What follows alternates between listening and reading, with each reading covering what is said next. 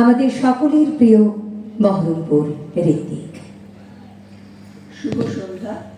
প্রথমেই কত কথাকে আমাদের আন্তরিক ধন্যবাদ জানাই আমাদের আজকে এই সুন্দর মঞ্চে সঙ্গীত পরিবেশনার জন্য আমাদের আমন্ত্রণ জানাবার জন্য।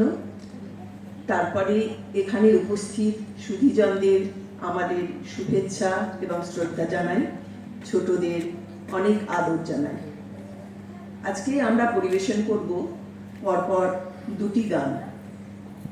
এটি একটি বাচিক শিল্পের সংস্থা, এখানে বাচিক শিল্পের অনুশীলন করানো হয় এবং এখানকার শিক্ষার্থী অনেক নবীন ছাত্রছাত্রী আছে। তাদের কথা ভেবে আমরা দুটি গান পরিবেশন করব।